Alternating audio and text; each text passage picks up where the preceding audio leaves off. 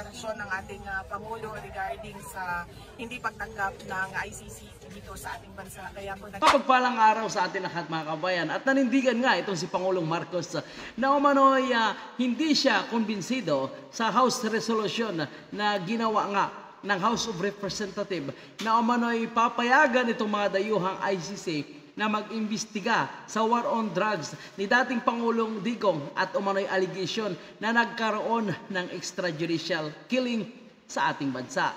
So, good news po yan dahil ang ating justice system ay gumagana at hindi po tayo pwede magpapasakop na naman sa mga kolonyalistang taga-Europa, mga kababayan po natin.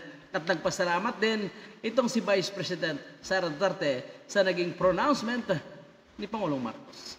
President Bongbong Marcos says the government is studying the possibility of returning to the International Criminal Court. In an ambush interview in Taguig City, Marcos was asked for reaction in the House of Representatives, discussing the possibility of allowing ICC investigators to probe the war on drugs under the term of former President Rodrigo Duterte. It's not unusual, but it's really a sense of the House resolution, and it's the sense they're just expressing or manifesting the sense of the House that perhaps it's time to allow or to cooperate with the ICC investigations. You're talking about the sovereign jurisdiction of the ICC, especially since we have withdrawn from the Rome Statutes a few years back. That brings into question whether or not this is actually possible.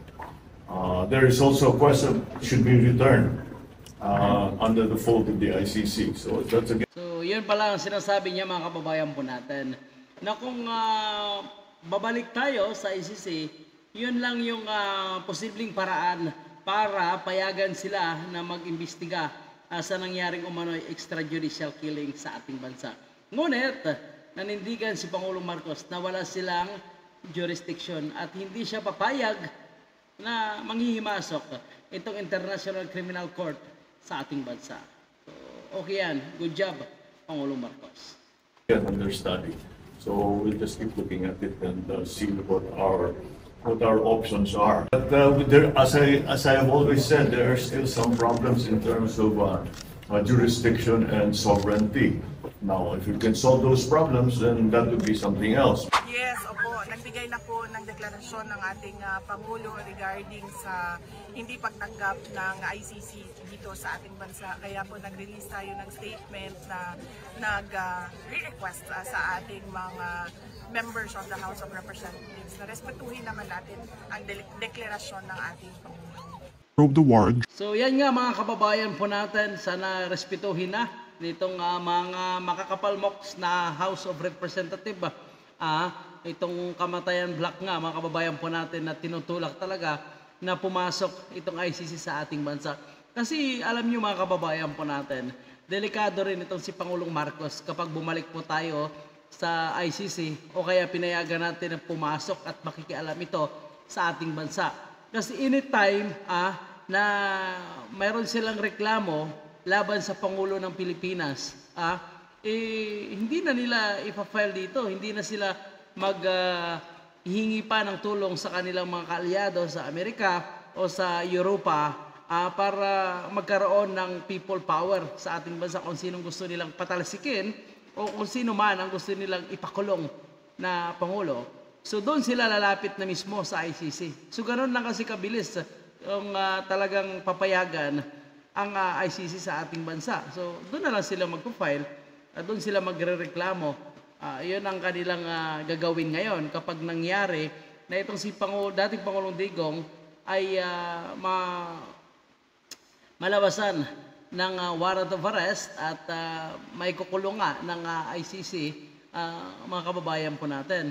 So ngayon, posible rin gawin yan kay Pangulong Marcos kapag tapos na ang kanyang termino at kung may reklamo sila, itong mga kababayan po natin, lalo na itong mga nasa liberal na galit ngayon sa mga Marcos, galit na galit sa mga Duterte at ayaw nila nga na umupo sa pwesto, lalong-lalo na wala na silang talagang kaalyado na pwedeng itapat sa mga Duterte.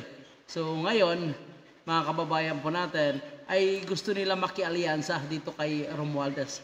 Kung makikita natin, talaga sinusuportahan itong mga dilawan ngayon, ay mukhang itong si Romualdez nga, mga kababayan po natin. So sa pagkakataong ito na hindi na nga pumayag itong si Pangulong Marcos at naglabas siya ng kanyang sariling komento, at ito ay dapat respeto nga ng taga House of Representatives. At pasensya na lang, kaya insan, yun talaga, nanindigan itong si Pangulong Marcos at wala ka na magagawa. Kahit ano pang gagawin mo na talagang gusto mong pabagsakin itong mga Duterte kasi gusto mo, ikaw yung maunguna sa survey. So, pasensya na lang. Dahil ang iyong mga plano ay mukhang hindi umuobra at mukhang hindi ka kinampihan ng iyong pinsan. At ang kaganda naman ng approach ni Pangulong Marcos at nagbigay din siya ng pwedeng dahilan para papasokin ng ICC. So, pwede tayo sumali ulit. Pero syempre, dahil hindi na tayo miyembro at hindi pa tayo nagdedesisyon na sumanib dyan sa ICC, sa ngayon ay wala silang jurisdiction na makialam sa ating bansa. So, yan po yung ating update, mga kababayan. Kawawa naman itong mga dilawan, mga taga-suporta ni Tamba na umaasa na ang sasabihin ni Marcos ay papayagan itong ICC. So, pasensya na lang kayo at napahiya na naman kayo sa pagkakataong ito. At ang ating Pangulo pala ay may paninindigan. So, saludo tayo sa pagkakataong ito kay Pangulong Marcos at nanindigan sa kanyang naunang pronouncement. Salamat po, Pangulong Marcos, sa pagkakataong ito.